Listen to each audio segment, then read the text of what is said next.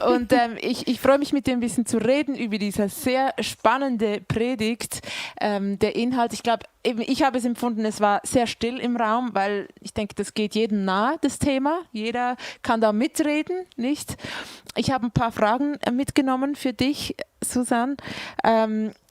Wie gehst du damit um, Jesus in einen Bereich zu lassen, wo du schon länger keine Fortschritte mehr gesehen hast? Oder was würdest du jemandem raten, wenn man einfach nicht weiterkommt und jetzt Jesus einmal mehr einzuladen? Ja, das ist eine wirklich schwierige Frage, respektive die Antwort zu geben, ist sehr, sehr schwierig. Es gibt viele verschiedene technische Dinge, die man natürlich tun kann, aber ich möchte jetzt niemandem zu nahe treten, weil ich habe großen Respekt vor Dingen, die einfach nicht besser werden. Aber ich glaube, in jedem Fall wäre es oder ist es sehr, sehr hilfreich, wenn man da nicht alleine durchgeht. Oder, Debbie? Wenn man das mit Freunden teilen kann, dann hat es die Stärke, dass egal, ob es eine Krankheit oder eine Sucht ist, dass das schon mal ans Licht kommt. Und was am Licht ist, das verliert sowieso schon mal eine Kraft. Also geh da nicht alleine durch, mach das nicht alleine, sondern mach das mit jemandem zusammen, weil es ist auch immer hilfreich, wenn man dann so ein bisschen eine Perspektive von außen bekommt, weil wir haben alle blinde Flecken und vielleicht ist das ein blinder Fleck. Das ist eben, ich würde sagen, etwas vom Wichtigsten. Und was ich wichtig finde, ist einfach die Dimension zu sehen, die Wurzeln haben. Also ich habe schon festgestellt, ich kann so viel am Verhalten schrauben und es gibt ja die Optimierung, das ist auch so ein modernes Wort und Self-Optimierung, da kann man noch so viel tun, aber wenn man vergisst, dass die Wurzel etwas ist, wo eigentlich das Ganze herkommt und eben die Wurzel ist manchmal vielleicht ein Familienerbe, ein geistliches, das man übernommen hat, ein Fluch oder was auch immer. Und wenn man da nicht hinschaut, dann kannst du noch so viel Selbstoptimierung machen. Nicht? Ja.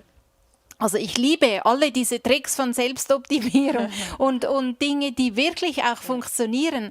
Nichtsdestotrotz, das sind meine zwei Antworten, die ich jetzt auf diese sehr, wie soll ich sagen, eben, also es ist eine sehr empfindliche Frage oder verletzliche Frage, weil wenn man selber so drin steckt, hat man auch schon ganz, ganz viel gehört von Leuten, das einfach verurteilend oder richtend oder lieblos oder was auch immer rüberkommt. Wie könnte ich diese geistige Wurzel entdecken? Ich würde auch unbedingt in die Seelsorge gehen, wo dieses Konzept auch bekannt ist, oder? Mit der Geist, also vom Baum. Bei uns in der Seelsorge weiß ich, dass sie damit arbeiten und sich auch bewusst sind, es gibt die Frucht, das Verhalten, das Muster und dann die geistliche Wurzel. Aber da würde ich auch in die Seelsorge gehen, zu jemandem, wo ich Vertrauen habe und ich weiß, dass sie mit den geistlichen Bereich sozusagen mit den Wurzeln auch vertraut sind. Ich habe eine ganz spannende Frage. Es gibt diesen Unterschied zwischen schnelle Befriedigung und verzögerte Befriedigung. Das Konzept, das ist auch aus der Psychologie bekannt. Jetzt, die Sünde ist oftmals eine schnelle Befriedigung. Ja.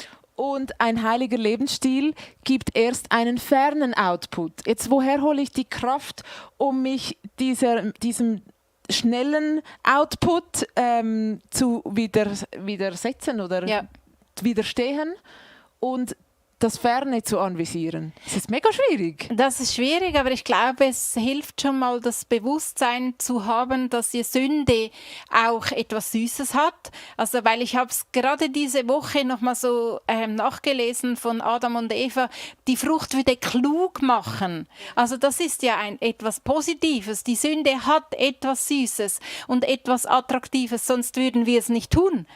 Und gleichzeitig finde ich es hilfreich, mir vor Augen zu halten, dass eben also es geht jetzt ja nicht mal unbedingt um Sünde im Speziellen, sondern auch um schlechtes Verhalten. Schlechtes Verhalten, sofortiger Gewinn, gutes Verhalten, verzögerter Gewinn. Und wenn ich das schon mal weiß, hilft mir das.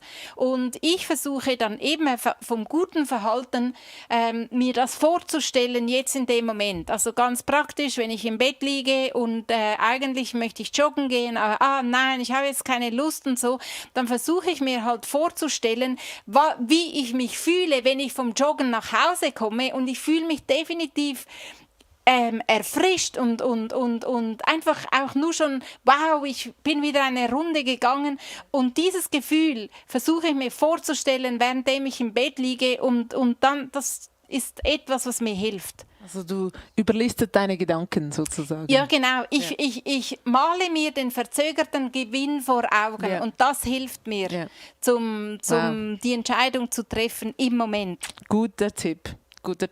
Und jetzt, wenn ich das Verhalten ändern möchte, der Stamm des Baumes, was gibt es da für Grundelemente, um einen Plan zu schmieden? Kannst du da was Generelles sagen? Das sind ja dann ganz verschiedene Pläne, je nach Wurzel. Aber wie könnte das aussehen? Also das kann zum Beispiel aussehen, dass du dir überlegst, wann machst du das, was du eigentlich nicht tun willst. Also was sind wie fühlst du dich? Es ist ja vielleicht nicht jeden Tag, es ist auch nicht jede Minute, sondern wie fühlst du dich dann, wenn du das schlechte Verhalten tun willst? Ja. Bist du müde? Kommst du von der Arbeit nach Hause? Oder hat dich der Chef aufgeregt? Oder hat dich dein Partner sauer gemacht oder deine Kinder genervt? Wann hast du dieses Bedürfnis? Das hilft, oder? Das ist schon mal das Erste. Wann trifft es auf? Und wenn du weißt, okay, dann ist ein Schwachpunkt, und dann zu überlegen, was anstelle von dem. Also zum Beispiel, wenn ich jetzt nach dem Mittagessen immer Schokolade esse und das will ich eigentlich nicht, dann weiß ich, okay, es ist immer nach dem Mittagessen. Immer wenn ich noch die Küche aufräume, brauche ich irgendetwas Süßes im Mund. Und okay, Schokolade nicht, dann tue ich mal alle Schokolade aus dem Haus. Dattel und Walnüsse würde ich empfehlen, Beispiel, ist sehr gut. Genau. Dann bringst du eine Alternative ins Spiel, weil einfach nichts ist dann nichts, aber es gibt ja auch gute Dinge, die du dann trotzdem noch essen kannst. Und ich glaube, das ist ein Konzept, das du auf viele verschiedene Dinge anwenden kannst. Wow, danke vielmals, Susanne. Ich nehme selber so viel mit von heute. Ich weiß jetzt so, was für ein Plan, welches mein Thema ist und welcher Plan ich mir jetzt machen will. Ich liebe Pläne und ich möchte dich ermutigen, mach dir auch einen Plan, damit du zusammen mit Gott und je nachdem mit Seelsorge oder Small Group oder wenn du brauchst, dein Thema vor Gott bringen kannst und Freiheit erleben darfst und in diesen heiligen Lebensstil reinlaufen darfst. Ich wünsche dir ganz eine tolle Woche und wir sehen uns nächsten Sonntag. Tschüss zusammen.